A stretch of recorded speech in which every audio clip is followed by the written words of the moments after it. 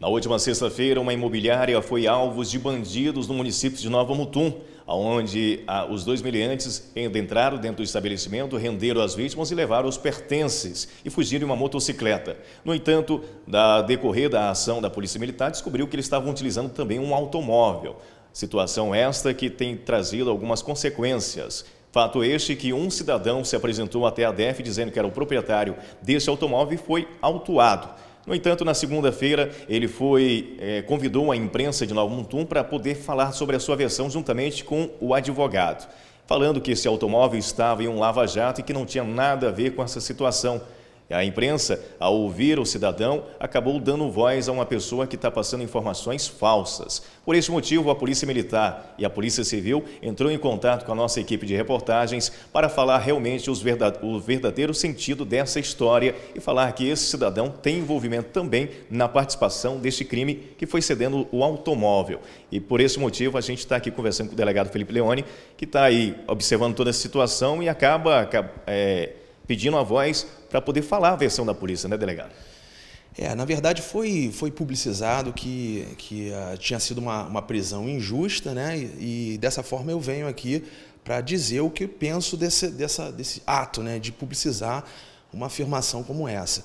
Todas as prisões que são feitas nessa delegacia de polícia, pela autoridade policial, seja por mim ou por outros colegas, elas são revestidas de legalidade. Não fosse isso, a gente não estaria ocupando o cargo público dessa natureza. Quando a gente lavra um auto de prisão em flagrante delito, a gente remete esse ato para apreciação do judiciário em 24 horas. Isso determina a lei. O juiz, o juízo, naquele momento, ele pega aquele ato de prisão em flagrante delito, aquele ato, e ele faz uma análise de legalidade desse ato. Se ele entende que aquele ato não é revestido de legalidade, ele relaxa aquela prisão. Se ele entende que existe ilegalidade, mas ele se convence de outra forma, que ali pode caber, de repente, não uma prisão provisória daquele suspeito, ele adota outras medidas que a própria lei traz um rol lá exemplificativo. No artigo 319 tem um rol de medidas alternativas para que sejam adotadas para aquele sujeito que teve a sua custódia restrita.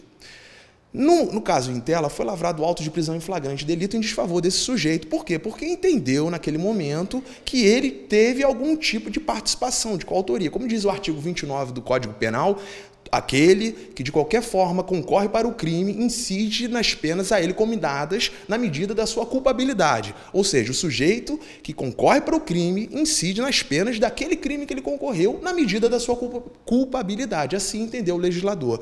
Quando eu lavrei o auto de prisão em flagrante delito para esse sujeito, eu entendi naquele momento que ele sim tinha algum tipo de participação. Bom, se o sujeito tem um carro como aquele, foi encontrado o carro dando fuga para os dois autores, coautores que tiveram na execução do ato, tiveram presentes na execução do ato, foram capturados logo após pela Polícia Militar. Esse carro é o carro dessa pessoa que está se dizendo dessa maneira que se foi injustiçado. O senso de justiça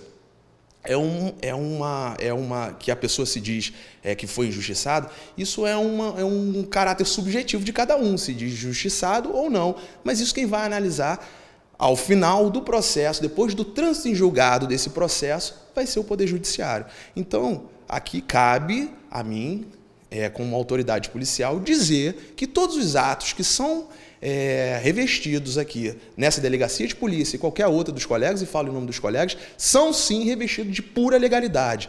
Nós, delegados de polícia, fazemos juízo de tipicidade daquelas circunstâncias, sempre dentro da legalidade do que traz o legislador.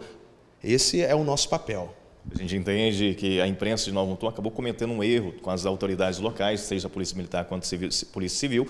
Por esse motivo, estamos aqui para pedir desculpas e falar que estamos sempre à disposição e nessa parceria.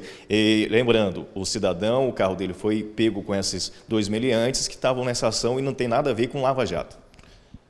Sim, o caso em si, assim, os detalhes, assim, então no inquérito policial não cabe a gente ficar publicizando aqui muito o que aconteceu.